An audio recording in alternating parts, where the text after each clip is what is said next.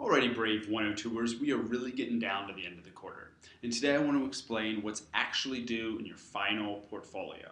Now, I've made some changes to what's required, and it gives you, the student, a lot more control and agency in showing me your strengths as a writer.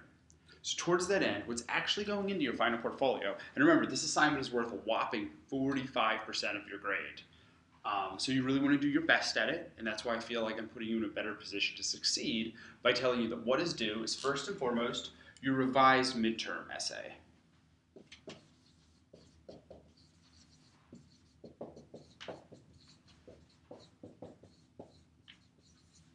So if you used Spider-Man in your midterm, you've got to re-revise that essay one more time to better show me that you're really committed to writing as a process. That you can take the comments I gave you at midterm, you can use the rubric and how I circled it and see, I need better topic sentences, ooh, my thesis needs more resonance. And then you can put those revision practice skills into your newer draft and you'll have a better, awesomer essay. Cool?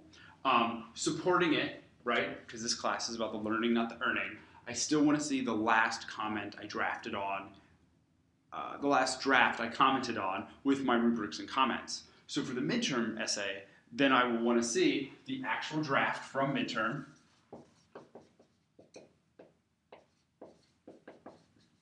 I want to see the cover sheet from the midterm portfolio with my comments and the midterm rubric.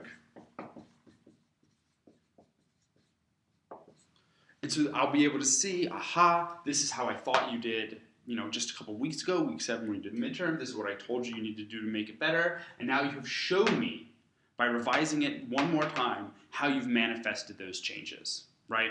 So I know it's kind of hard to see on this board, but I need to see a revised midterm essay. I need to see that draft from midterm, your most recent draft I saw, the cover sheet from midterm with my comments, and the midterm rubric. So I can really see how you put all those comments and the rubric into effect in that revision. You also need to revise another essay from this class. So it does not need to be Fun Home. If you use Spider-Man at midterm, you can go ahead and use Persepolis. If you use Persepolis at midterm, you can go ahead and use Spider-Man. Or you can totally use Fun Home, right? Because you never used that in midterm, I haven't seen it. So you have to have a revised other essay.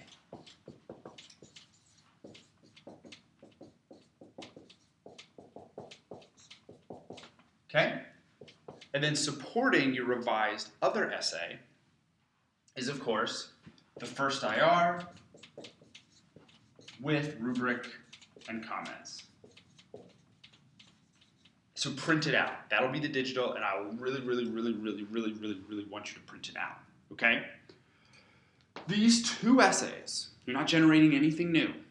You're re-revising the last essay I saw in your midterm, and you're revising one of the other essays from this class. And again, if this was Spider-Man, this can be Persepolis or Fun Home. If this was Persepolis, this can be Spider-Man or Fun Home. Those two essays are worth 35% of the total 45. Cool? The last 10% of the whole midterm final portfolio comes from this Campbell annotated bibliography.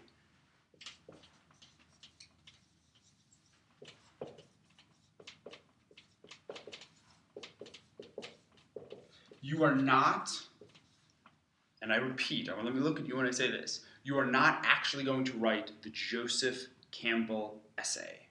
What you are going to do is you are going to show me that you could climb Mount Everest.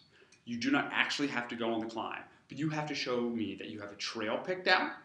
You have to show me that you have all the correct gear, that you've hired some guides, that you know exactly what could happen, the worst weather, possible in the date time you picked. Okay, my metaphor is getting sloppy. But you've got to show me that you are prepared to go into the wilderness of your mind and write a Joseph Campbell essay. But I don't actually need you to sit down and write the 5, 6, 7 pages. By making an annotated bibliography, you are showing me that you have thought about what your essay would be about. You've thought about how the essay would matter to people. So you have the what and the how, a thesis, a focus. And then you will definitely start to do the research required through the annotated bibliography that shows me what direction you would have gone in, how you would have wrote the essay. Okay, so let me erase the board and talk about that a little bit more at length. But macrocosmically, zooming out, what I need to see on the last day of class when you hand in that final portfolio is a further revised version of the essay I saw at midterm, right? So make it even better. And then I need to see the supporting materials, because this class is about the learning, not the earning. I want to see the last draft I saw, which was midterm. I want to see my comments on that draft, which was on the cover sheet. And I want to see the rubric of that draft, the one from midterm. So all of this is by hand, right? And you'll have a newer, sexy essay. Then a revised other essay. And again, this can be Fun Home, or the other essay you didn't put in midterm, Spidey or Persepolis. And I want to also see the last draft of that one that I've seen. So that's the first IR, the one I mailed you back. So print it out and actually put it in a hard copy in your portfolio, so I can see how you further develop and revise that essay. It's 35% of your grade is just those 2 essays. Lastly, I need the Campbell annotated bibliography. You don't actually write the Campbell essay, but your annotated bibliography shows me how you would have written that essay. And that's 10% of your final grade.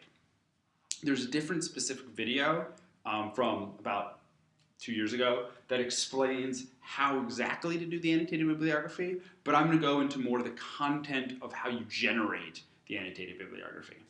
Poof, and it's magic, I'm back. So, drilling down more into how we're going to generate the annotated bibliography of the Joseph Campbell essay, you're writing an annotated bibliography as if you were going to write the essay.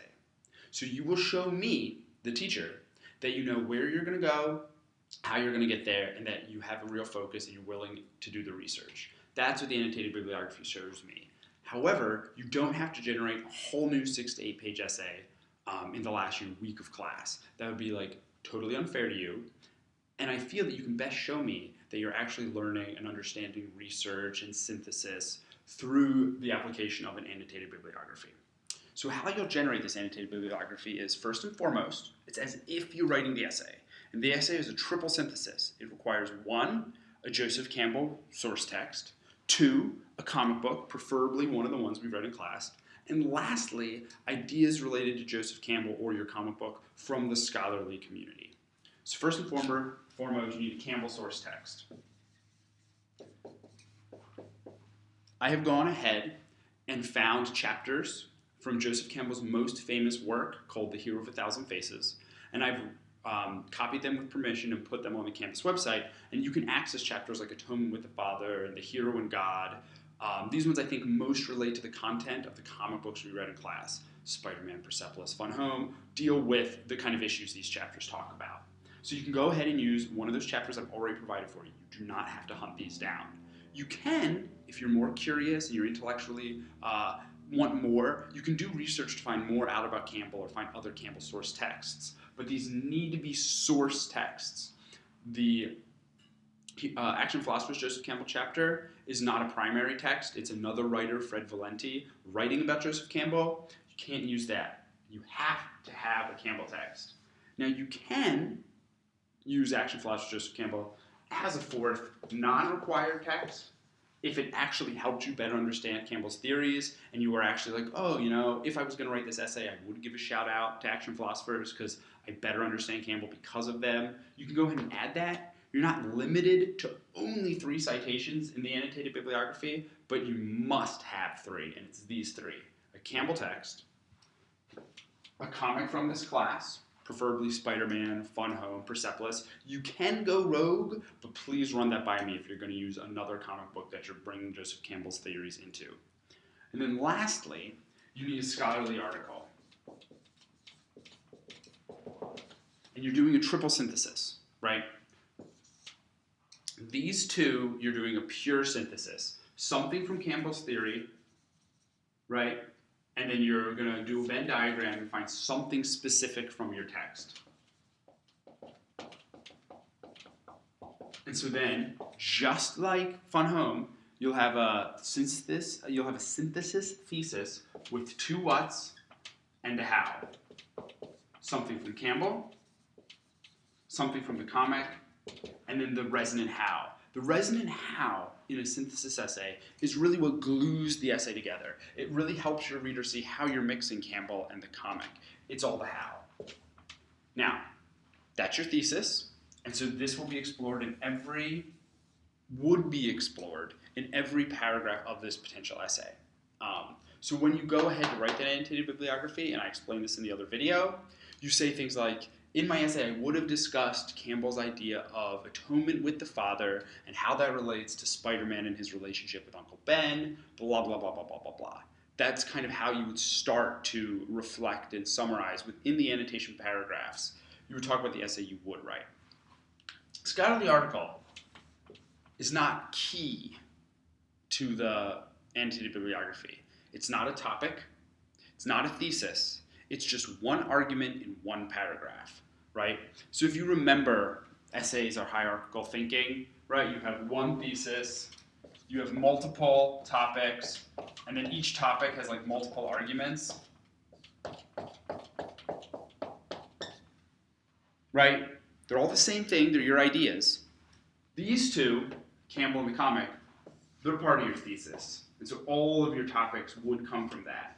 The scholarly article, it only needs to be related to one argument. It's not the most important thing in the idea of the Campbell essay at all. But you would have to just bounce your ideas against someone else's that already exists in the scholarly community. This is what someone else has said about Campbell. This is what someone else has said about Spider-Man, just to show the world that you understand that your voice is one among many and you can find your place in it. Hopefully that explains the Campbell annotated bibliography a little bit more, right? This is as if you were writing the essay, right? You're going to need a thesis, so you're going to have to understand this, and you will definitely have those 3 citations. We'll talk about this a lot more in class, but I want you guys to be a lot more prepared and knowledgeable of what's exactly required about you in the final portfolio. And we're getting really close to wrapping this all up, and I wish you the best of luck and happy writing.